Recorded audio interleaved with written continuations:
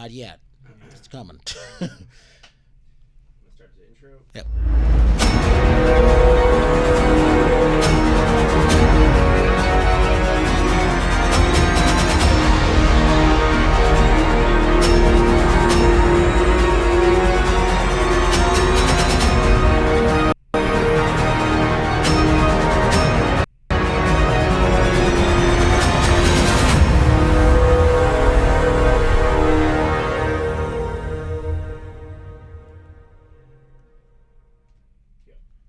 Hi there, this is Brian Sebastian with Movie Reviews and More, the Women's Broadcast TV Network, iTube 247.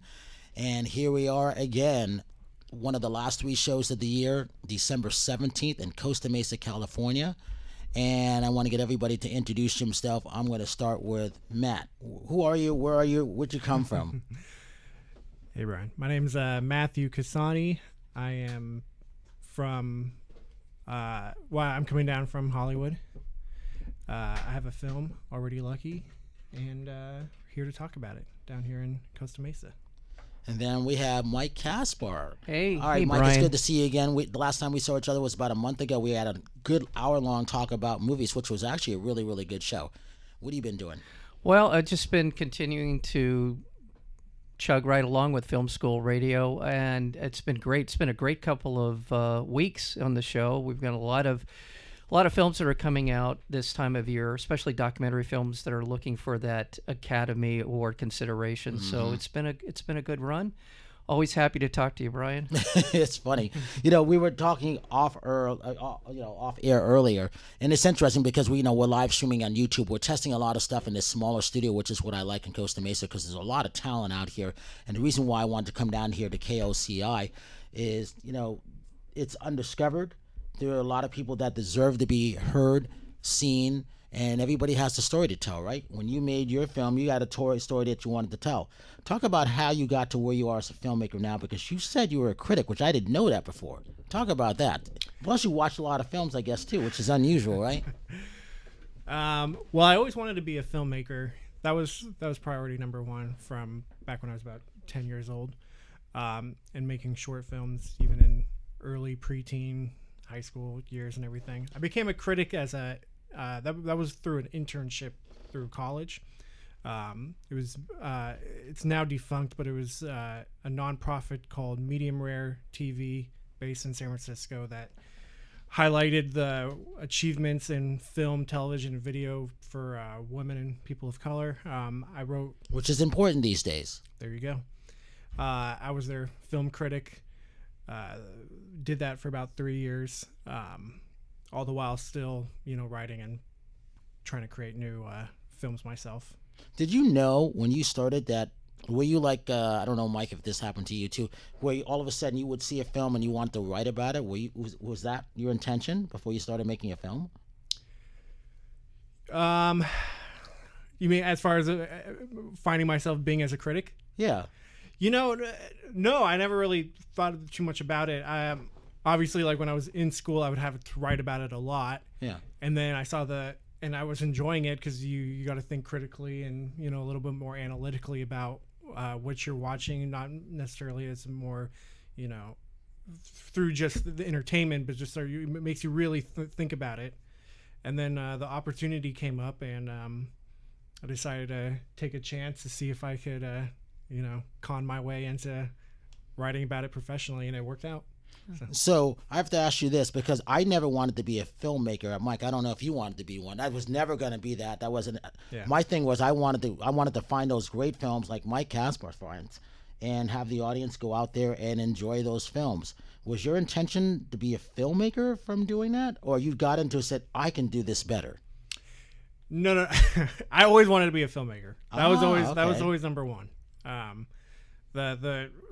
My time as a critic was just a little detour in the process, but no, I always wanted to make them versus write about them. Interesting. Yeah. Did that change in any way when your approach to when it came time to do your film? Did you subconsciously put in your mind, I'm a Hitchcock fan and I kind of like what it, or is that just sort of part of the process, or at all, or you feel like you've got your own vision? Well, I mean, like it's you know, you kind of pull from everybody, you know. Yeah. And there's like and then all of a sudden you have your own like gross hybrid of, you know, what you want to put out into something, but you can always kind of chip away. Sure, you know, you have your Hitchcock influences, but then you might also have like let me get something as artistic as like Hitchcock or Malick, but then as funny as like a Judd Apatow or Adam Sandler movie, and then now here's what you're left with. Or obviously, you know, every project is different, so you're going to pull from different things, or like, oh, you know, today or this time around I'm going to do my, you know, more artistic French New Wave type of film. Next time it could be I'm going to do my 70s, you know, character driven, you know. I mean, it varies, but you'll always have your go-tos that you'll pull from. For the people who haven't seen your film yet, give them your website and where they can see your film. And I want you to look in that camera and just give them an idea where that is. There you go. It's called Already Lucky. You can find it on Amazon for rent and purchase. I believe it's $1.99 to rent, $3.99 to purchase. It is called Already Lucky. And website. That's the website's under construction at the moment. But, okay. I But mean, you have the movie, Facebook? the film's right there. Facebook, yeah. It's same title. All of that is important these days, isn't go. it, Mike? I mean, because we were talking about earlier, the films that we've all seen, none of us have seen almost the same films in a different way. You originally came from San Francisco. Yeah. You would go to film festivals up there. Right. Mike, have you always been around in the area here? I have. I've been Southern California based my entire life. See, and I was always Los Angeles area, but coming from Connecticut, where I grew up. Now, I wasn't even interested in films at that point, but when I came here, I moved to Westwood when it was happening, and there was 16 theaters in Westwood. And I'm like, I sold everything to come out here in 1987 because I was in radio, and I wanted to be in the number 2 market, not number 37. Right. So I looked at it as like, oh, let me go see a movie. And I saw this movie, and I'm like, oh, they got another one playing here and another one playing. I didn't know what the scenario was of things, which is interesting. Mm-hmm. And I'm like, wow, 16 different movies playing in 16 different theaters, all within blocks of each other. I'm like, let me go see it. That's how I started watching movies. And then I had no idea how the world of film critics and seeing advanced screenings worked. Right. And I'm like, let me go over here and let me see this one. What, they saw this movie already and they liked this film? I didn't like this film. Why did they like it? Which is what we ended up doing. Right. So when you started, talk about how you started, because what you're doing now, I think, is unbelievable. Well, by the way, I got into film criticism not in a way that would have been a public way, but I was taking classes at school, and this film criticism class came up, and it was actually about women in literature in film. So I started writing film critiques based on Bergman. That sounds like Little Women to me. Yeah. It was. Well, I was a young man, and I assumed that there'd be a lot of women in this class, so that was sort of the attraction at first. Matt, he was actually trying to pick somebody up. Yeah, and so it's not a bad strategy. It's not a bad strategy. And so, but we were required to write critiques, film criticisms of Bergman films, or a whole bunch of films, Cassavetes films.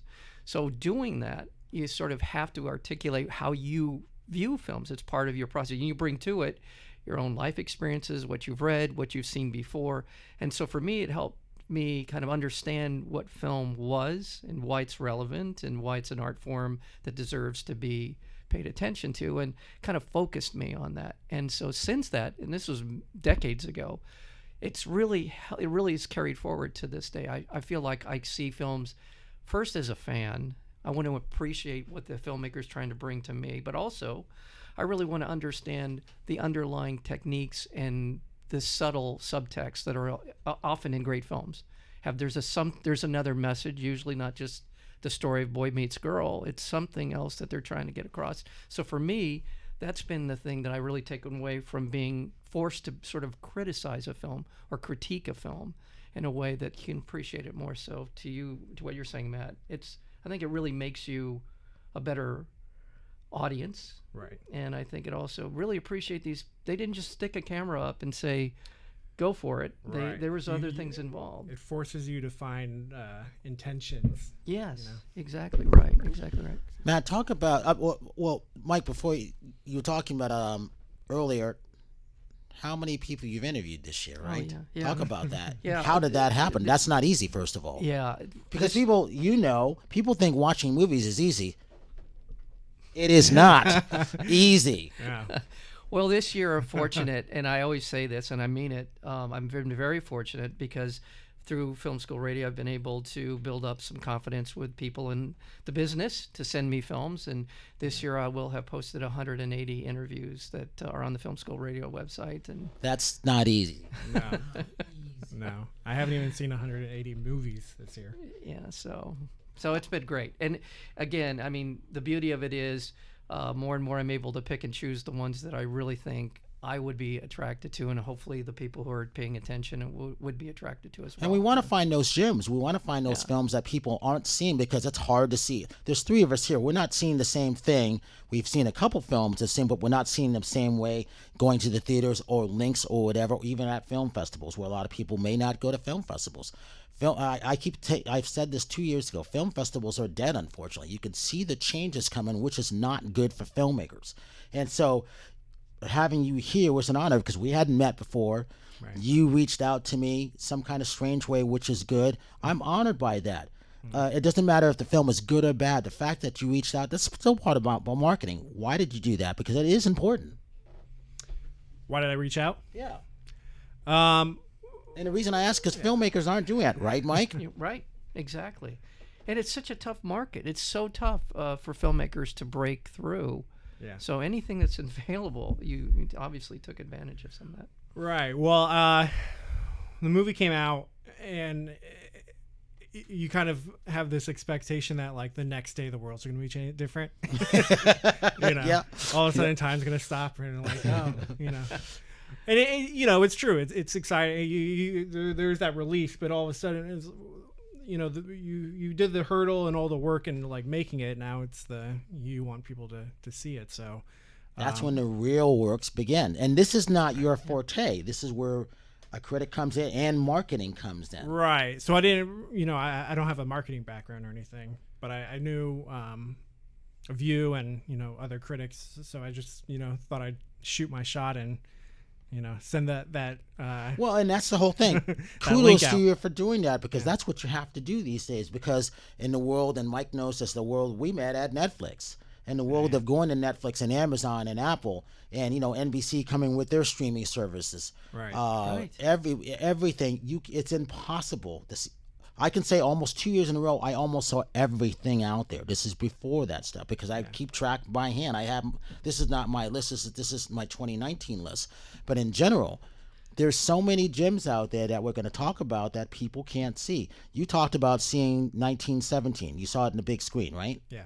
Mike, have you seen it yet? I have not. And I haven't seen it yet either. So that puts you in a unique. So it's usually the other way around. We usually talk about movies that I have a guest on. They're like, "What are you talking about? Where can I see this?" Because at that point they're curious, right? Yeah, absolutely right. This is my disadvantage. Is I watched 180 movies that are predominantly documentary foreign films and independent small indies. And so for me to get out and see a lot of the films you just mentioned, 1917, I almost don't have time, and that's a shame. You know when I learned that? From Kevin Thomas, who was an LA writer. He was the B1. You've got Kenny Turan, who watches. Here's the thing. I thought as a film critic you had to watch every movie. That's what I thought when I was in the home video war. Remember video stores? Of course. Well, I used to have to order all those movies. So I had to see all those films. And then I went back and I watched all the classics. I watched the French films. I watched the Italians because I thought that's what you had to do. So when I'm at the screenings at the Royal in Santa Monica and there's 4 people and Kevin Thomas is there and he'd fall asleep, I would tell him what happened at 10 o'clock in the morning, if you can imagine that. And then he'd write about it. And I'm like, he didn't even see this movie and he's writing about it. And then I asked him, I'll never forget, I asked him about Braveheart. Kevin, what do you think of Braveheart? I go, I didn't see it. I'm like, what do you mean you didn't see it? It's Braveheart. It won an Oscar. He's like, well, I wasn't assigned to see that film. I'm like, what do you mean assigned? Right. I go, you're assigned? They tell you which film to go and see? He goes, yes. And I was like, what did I do wrong? Here I am, that black guy, watching every movie out there, which is what I thought you had to do. So I still do that. I think that's good too, because you can't. Yeah. You have to bring all that. A movie isn't just a singular thing. There's a history behind it. You can't watch, Braveheart and not think of all the movies that had that. Well, here's the influenced thing. the I asked him feedback? 2 years later, Kevin, have you seen Braveheart yet? No, I haven't had time. And I knew what he meant by not having the time because he was watching all the B films. So that's why I appreciate what Mike does over here because it's not easy. How many documentaries do you think came out of you this year, if you were to guess? Well, in past years, the ones that are eligible for consideration for Academy Award, some usually are somewhere around 150 to 170. Right. That's probably. And they had the 150 list, I think, this year. Okay, is that right? Okay, so that's about right. And I think I interviewed probably about 120. That's really good. Yeah, I think so. Somewhere right around there. And that's just just docs, right? Yeah, that's just docs. So, but I'll tell you what, documentary films, I'm just going to throw in a plug for all you documentary filmmakers out there. They're just getting better and better. And absolutely. And the techniques being employed, it's sort of this blending of narrative style tellings of stories, reenactments have gotten more sophisticated, but just better. The camera, the ability to get into places that you would normally not have been able to get into maybe 5 or 6, 10 years ago. All of these things are adding. And also people understand what great documentaries look like now, and you're standing on the shoulders of those people now. I look Errol Morris. Errol Morris's style is showing up more and more and more, and other people's style. Great documentary filmmakers are showing up more and more places in terms of the style that you see in a documentary. Yeah. So I just think it's a great time for documentary films, and there's even more, and because of 30 for 30, right. Because of Independent Lens, because a lot of different there's outlets now for documentary films that, even though they never make it or rarely make any money, if you're a filmmaker who wants to make a documentary film, there are many more platforms for you to be out there for. So, and there are a lot. There's so many good documentaries that just go right under the radar and disappear, and that's why I'm here. Well, exactly. Yeah. I mean, but how many are you out there? There's never enough. There is no more Siskel and Ebert. There's no more, Rex Reed. Is Richard Corliss still around? I think. But still, there's very, very few of us. And, I was going to have Leonard Moulton and his daughter, Jessie on. They've been tired because they've been traveling a lot because it's not easy doing this stuff. 3 films that I saw that I liked. I don't know if you guys saw them. All true life stories. One was Clive Davis. Did you see that doc on him? I did not see that. It was very, very good. I had to catch up on that. Yeah. And again, this is where it comes to invites, depending on the publicist, and if they're good, getting the word out. That's their job. But also, if Mike tells me about a film, I automatically, okay, where did it come from? How did I miss? Right. When I have, what do I have today? 4,081 whatever movies. Views and counting a day, because I go up between 4 and 36,000 views each day. I want to know. We can help drive that in our different platforms that we have. So when I saw Carl Laemmle, did you guys see that movie? Did not. On the man who created Universal Studios, Universal Pictures. Did not see that. I deal with the Laemmle, Bob and Greg Laemmle. I love going to the NoHo 7. They have 9 theaters. They champion independent films. Yeah. Laemmle's a great really is good. Yeah. And, they have their big budget ones. So, and I go in there and I put my movie passes there. And then when I go to Regal, I got to pay $19, which drives me nuts. Again, going in, do I want to go pay to see a bad film? Even when my free passes, Mike, I'm like, do I want to give my free pass to this film, or do I want to sneak into the movie? Literally, because, that little kid comes into me being that movie whore. I still want to see a good movie. Yeah. So Carl Laemmle is another good one when you get a chance on how it came. He was the first director to employ women. He had the most women, and he actually had minorities in the 30s working on his films. And then his nephew created, Universal's thought of monsters, created the monsters because he was 18, actually 22, running the studio on a certain division that they started. Why don't we tell a story about this guy who creates this monster, Frankenstein? He created that. He was 22. Wow. Do you think about it? And he wasn't even looked up. Everybody looked down at him. And then the other one that I liked was The Black Godfather, Charles Arnett. Did you see that one? But I heard it was really good. That's the one I... Get a chance, watch that. Yeah. This guy was in everybody's meeting. Yeah. Gangsters were they took him upon his wing in the clubs at the Apollo and stuff like that. And so when the studios had a meeting, Charles was there. Could you imagine a lone black guy representing every studio? Yeah. You know who he was really close with? Lou Wasserman from Universal. Yeah. They were almost best friends. So here's the thing. I never heard of this guy.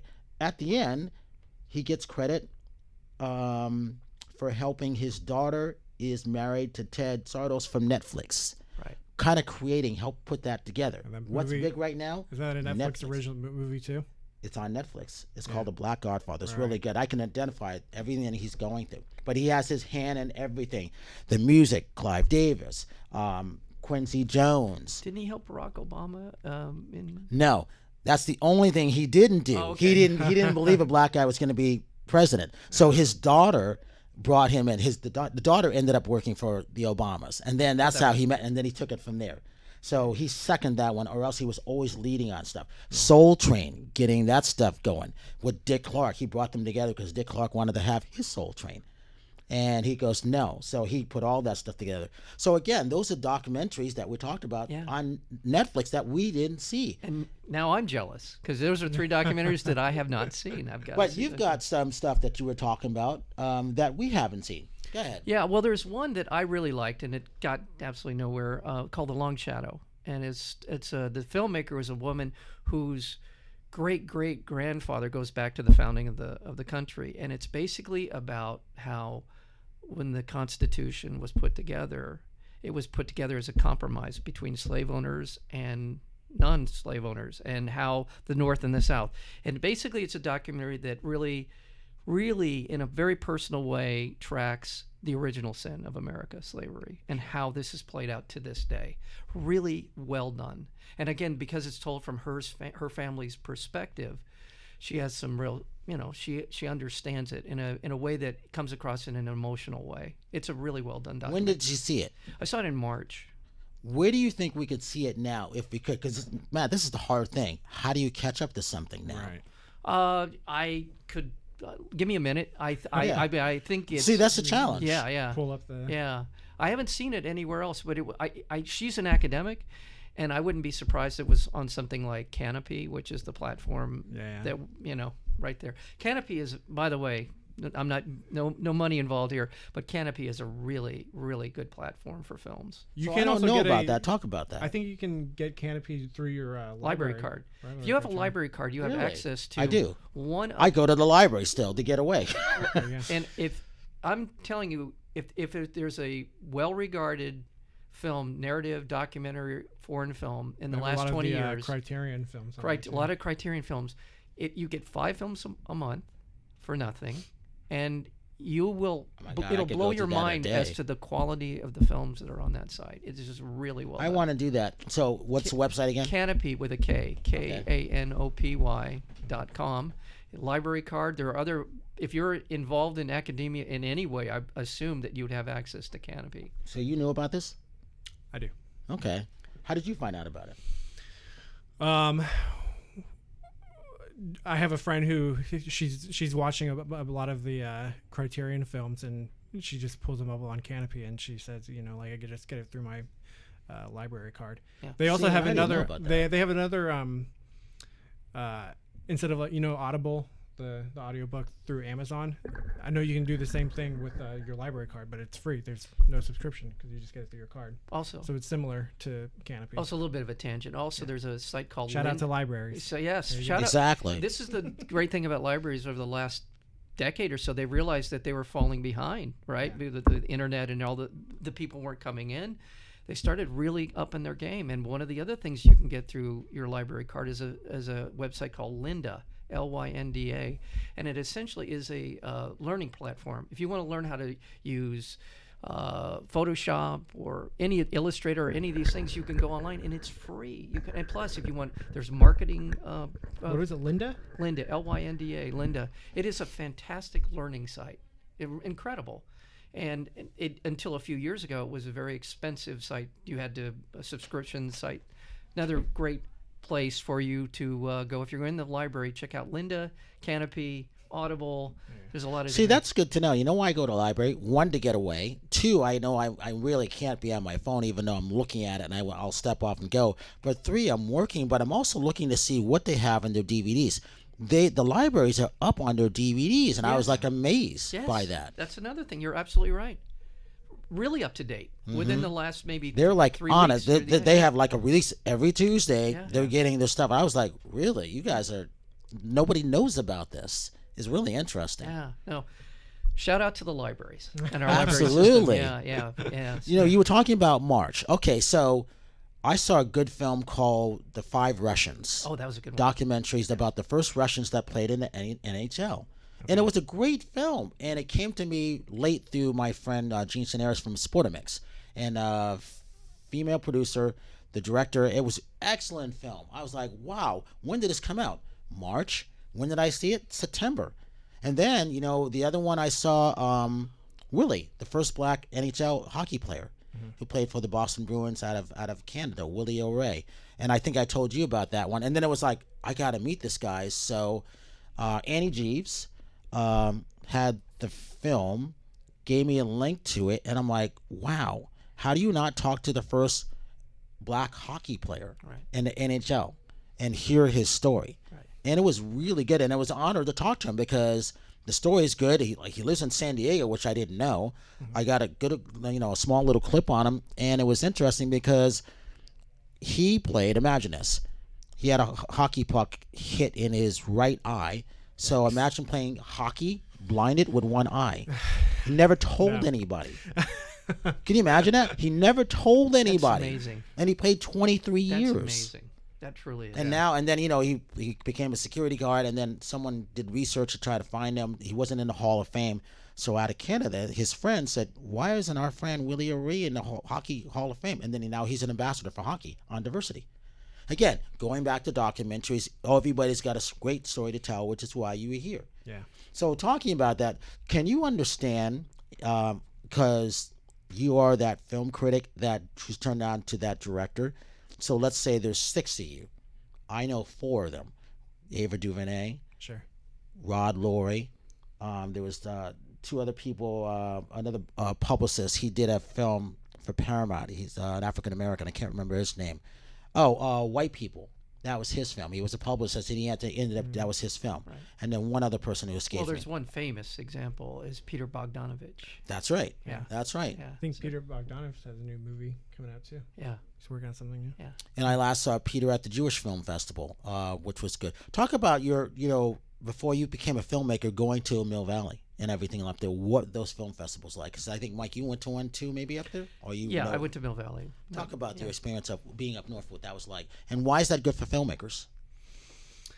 The Mill Valley and San Francisco ones were fun. I mean, I haven't done Sundance or anything, or Tribeca or any of those, but so I mean,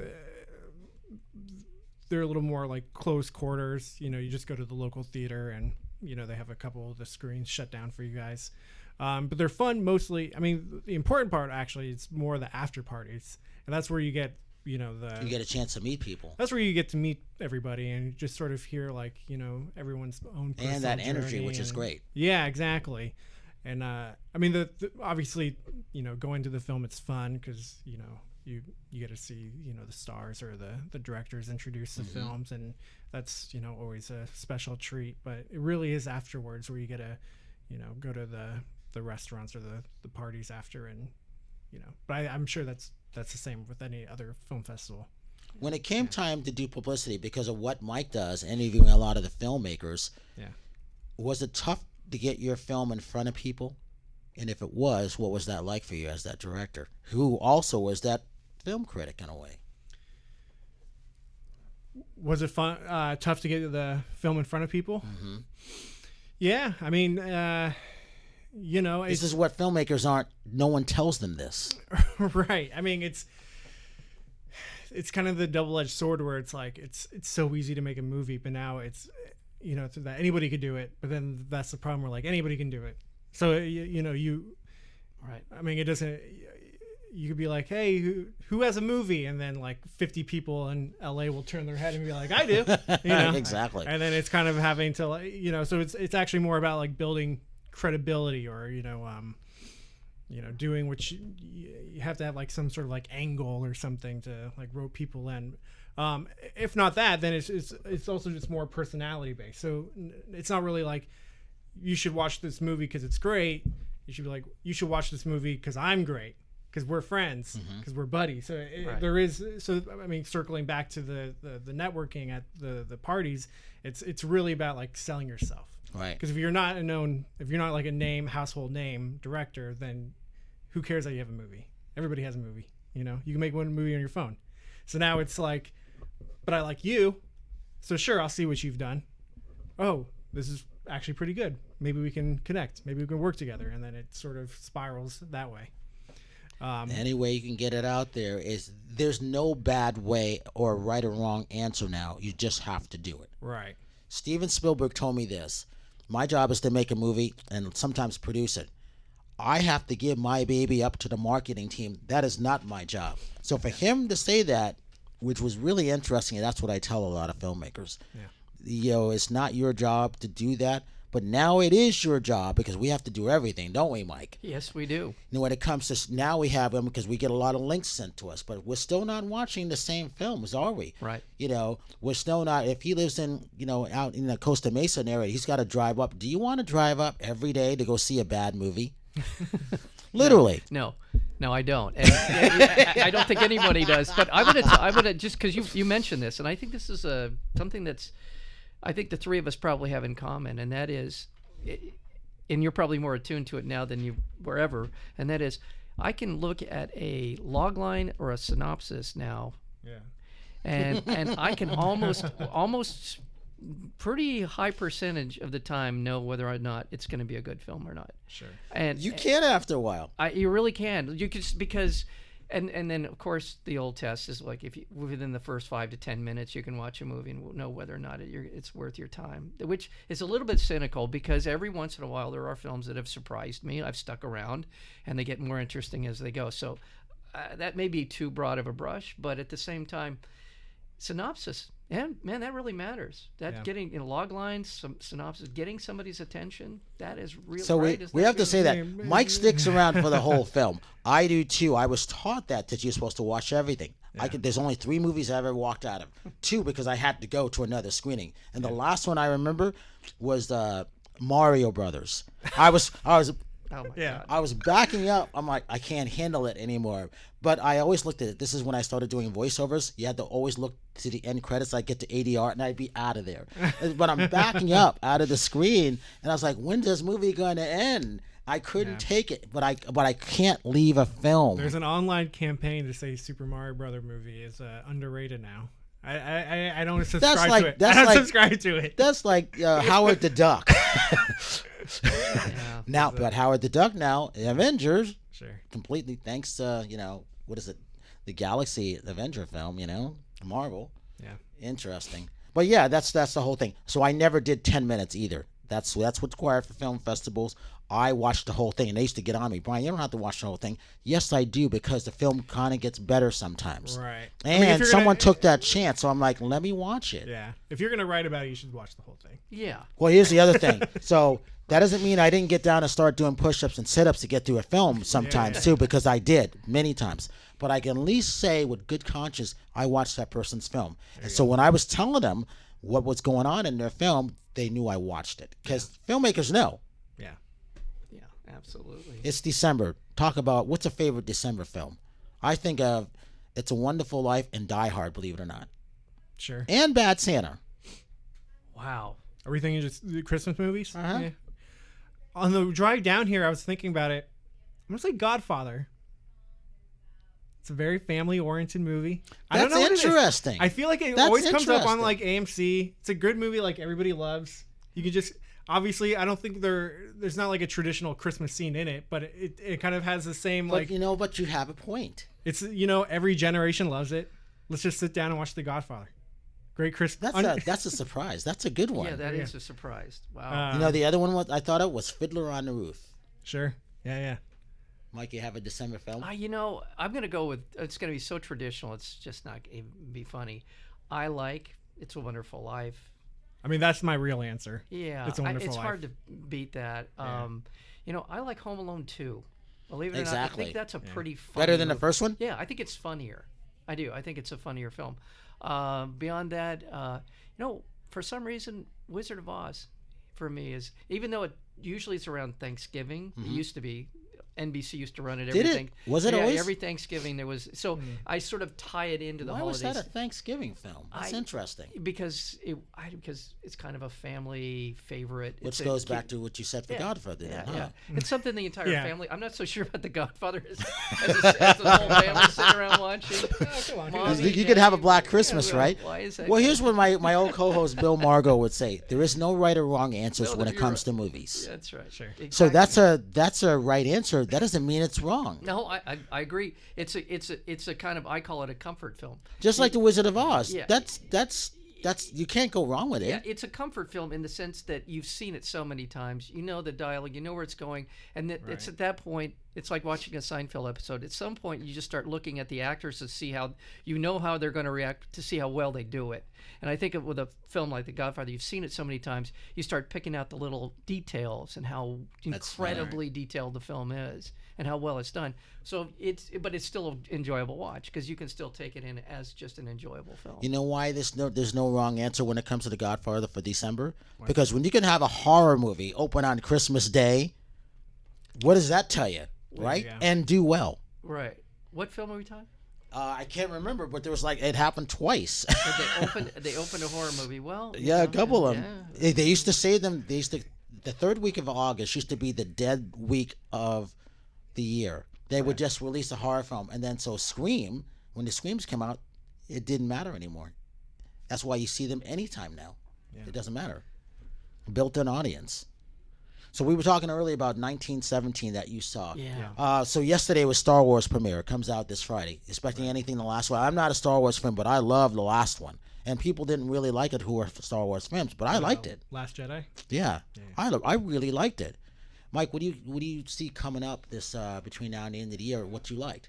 Well, again, I'm sort of mired in my own business here, so it's hard for me. But to that's think. okay. Yeah. Because I call it reward season. Yeah. So reward season is where you come in because some of those films and those filmmakers you talk to, someone is going to be nominated. Yeah. Well, the Spirit Awards were a good barometer of, I think, in some ways have become more reflective of what the Academy will decide. The Academy Awards will be like.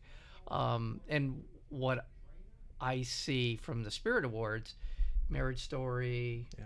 I'm just drawing a blank. I'm gonna have to pull them up, but I think we're seeing. I'm not sure. I'm gonna have to check. I'm sort of drawing a blank right now because there's. Well, you know what happens? We see so many. Yeah. See, for me, that's how I trust my memory. When I'm writing them down by hand, it forces me. That's the other way. It forces me. Oh, okay, I saw this in the month of January, and this, and I can go back to that if that makes sense. Yeah. What else did you see? Did you talk about? Because you do stuff for DGA. That's correct. For movies coming out, for the tail end of the decade / or the year. I know. Can you believe it? Yeah, the decade. That's Is sort that- of a. That's sort of a. I haven't even really been talking about that. That's interesting. Decade? What? Well, I saw Uncut Gems this past weekend, which Adam Sandler. Adam Sandler. It's totally electrifying. It's it's make sure you take like an Ambien before because your heart's gonna be just like pumping throughout. It's Great performance, isn't it? great performance. The and it's directors, just- the Sadfi brothers, are That's- fantastic directors. Yeah, they're really great at just letting you watch someone make poor decisions for an hour and a half, and you want to like root for them, but you're like, oh my god, don't do this. The other side of that coin that I really loved was Little Women, which is coming out on Christmas. That actually looks good. Yeah, Greta Gerwig has this superpower where it's just effortlessly like charming and engaging, and you're just like, I feel so trusted in your hands. Like just take me on this journey, and I'm with you. That's great. And That's great too. wonderful performances. You're crying every other scene. It's funny. Yeah. It's great. Go see And it Little got Women. the impriture of Meryl Streep, right? I mean, Yeah. if you wondered if Greta has arrived, Meryl Streep's in this film. Or Yeah, in her she film. has I mean, what does that say? As a filmmaker, when you're wanting to get that name, if you need to have that name in, it's interesting at that point. Yeah. So it works that way. But one other thing is we got about 4 minutes left. Talk about why people should see your movie on Amazon. Why was it dear to you to make that film? Sure. Well, you should see it because it's the best movie that came out this year. It's See, I like There that. you go. I like that. What's wrong with that? You nothing put a wrong lot with of work saying into it. That's true. No, I'm gonna reiterate some people who, after they came up to me after the premiere. They were like, that was really relatable, enjoyable characters. It is like a very, I would reiterate that, enjoyable, relatable characters. Something that I think even doesn't matter. Like it's very millennial driven, but I think anybody can like look back and think, okay, yeah, that checks out. You'll see a lot of great performances from stars who are young actors who are working a lot. I'm sure you'll see them in the future. And it was just a labor of love, It's I'm really proud of it. Already And lucky. There you go. website and how to reach you and your Facebook and how they can and what you may have. What's coming up next for you? Do you know yet? I'm writing right now. I'm doing some outlining Okay. for another feature. You can reach out at Matt Cassani. That's MattCassani. And the film is already lucky on Amazon. And I want to just, Mike, can I throw in some recommendations for You can throw in what I anything. consider to be the best, some of the best documentaries of the year? We mentioned The Long Shadow, which again is not going to get any recognition beyond me talking about it, I think, but deserves it. There's a small documentary film about battle rapping called Don't Be Nice, which I really liked a lot. I'm going to throw in The Great Hack as a wonderful documentary. oh, that's right. The Great Hat was really good. Yes. Yeah, Mike Douglas was here. Also, Mike Douglas was here. yeah, I didn't see Mike that Douglas one. is here. It was a documentary film about the Miles Davis Birth of Cool by Stanley Nelson was very No, cool. I didn't see that one. But is that one better than the other movie that Don Cheadle was in? I like. Well, they're both good. I'm not Okay, going to all say right, one all right. was better than the other, but I think they were both very good. But let's see. I said The Great Hack, which I just went. Oh, Cold Case, the story about the assassination of Dag Hammarskjöld. Oh yes, that was good too. Yeah, very good. I think that's maybe my favorite film. There's one called Fantastic Fungi or Fungi about mushrooms. Believe it or not, it will blow your mind. In I need more to ways see than that one. one. That hasn't come out yet, has it? Yeah, it's out. It's been out. What is it called again? Fantastic Fungi or Fungi. It depends on how you pronounce Yeah, I that. saw something on that. It's a really well done documentary, terrific film that I really liked a lot. God, there's so many. The Linda Ronstadt documentary I thought was really I very missed well that. done. Very See, good. a lot of those films were Nancy Willens. Again, Acting. she does all she does is documentaries, and there's been many years that the films that she's chosen have won Oscars. So you ever make a documentary, you want Nancy Willen do PR on your. And play that.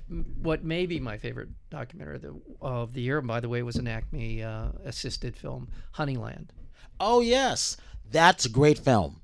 If you haven't heard about that, it's about bees. It's about It's a woman ladies. in Macedonia, or essentially the area between Albania and Montenegro, and she takes care of her mother in basically a mud hut until basically something happens to her mother. We won't give it away. And just this very, very intimate documentary about a woman who asked nothing. It's a but, great story, Yeah, it's true a story. really incredible story. Honeyland. I mean, I love Cold Case. There's a whole bunch of really, really good documentaries, but I would put Honeyland right near the top of that list. So, how can people catch up to you on And your go to show? Film School Radio, filmschoolradio.com to find out more about me and the show and what's coming up, and 180 interviews for this last year. You want to catch up on He's that? he's gonna pass that next year. I forgot we're at the end of a decade. No one's Yes. really mentioning that, are they? I haven't heard that. I mean, but it's true. Yeah, people are putting out their best of the decade lists. I good thing I put my list together already. Good. I didn't. Hear Put, oh God, I didn't do. All right, so okay, I got one that's called my top 100 movies of all time. I didn't enter it. So here's the thing: I put the Black Godfather first because it's a documentary and it's true life, and I like how he touched everybody going back. Carl Laemmle, I had to put that out. Clive Davis, I put number 3. That's interesting. I didn't have a decade, but I didn't put them in any order. I had Black Hawk Down. Sure. Because I liked it. And then I started putting my favorite films in, not in any particular order. The Last Avengers Endgame ends up in there because There I you go. really liked it. End of a saga. The King's Speech. Remember Yeah. that film? Yeah, Colin sure. Firth. Downfall, if you remember that. The Oh, yeah. Wrestler. Yeah. Mickey Rourke. Yeah. I put the first Incredibles in. Great film. Amoris Perez. Remember that film? Yeah. That. Oh yeah, we were talking about Parasite. There you go. I like Parasite. Parasite's great. I think it's a wrong name to the title, but I love the film and I like his films. What would you have retitled it? I don't know. I was trying. Yeah, something like that because it just The Rock. it's a good title that doesn't belong in my view, but it's a great movie. I even put The Dark Knight. I put American Beauty. I put Shaun of the Dead because I like Dawn of the Dead. I went back to, believe it or not, High Noon. Duck Soup. If you remember those, Lost in Translation, Old Boy. There you go. You remember that? Yeah. City of God. Yeah. One of my favorites was Singing in the Rain. Yeah. And then to end with that, let's see. What did Do I you put in do you the have very one last? this year? I mean, is there one that sort of jumped out at you? Narrative film, maybe. There isn't. They were really documentaries of what you were talking about. Yeah. They really were docs because I think the last three years I think the docs have just taken over. I really do. But I did like there's a tiny film. What is it? To Hell in the Ground or something like that. It's about he really is the Lone Ranger, Bass Reeves, with the black sheriff, and I saw it yesterday at Limley's. I think it's called To Hell and Back or something like that. It's on how he became the first black sheriff way back. It was really interesting, and he produced it. Ron Perlman is his sidekick, and Ron helped do that. And I think it's a part one. I think there'll be a part two, Wow. depending on how the I film haven't heard does. about this. But Okay. it's very interesting, Okay. but Bass Reeves is well known, but he really was the Lone Ranger, and that's gotcha. what the character is based on. And then they turned him kind of Indian instead. Right. Wow. So I'm going to leave it with that. Mike, give your website one last time, Filmschoolradio.com, filmschoolradio.com. Check it out. and Matt, yours one more time. Point back in. There it is. It's Matthew Cassani at Matt Cassani, MattCassani, and the film is Already Lucky. Please check it out on Amazon. There it is. And I'm Brian Sebastian. This is Movie Reviews and More, the Women's Broadcast TV Network, on iTube 247, and soon to be, starting January 14th, will be on Hulu. And at the end of January, we will be on Spotify, iTunes, and iHeartRadio. So imagine how many listeners.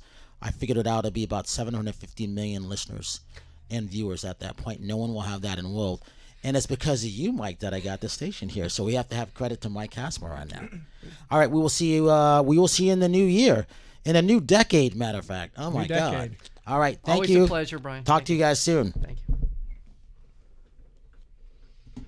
Thank you. Hey, Thanks. thank you. Hey, thanks, everybody. Yeah, that was really great. Yeah, thank you, man. You got it. Wow. Great. Right on. Woo.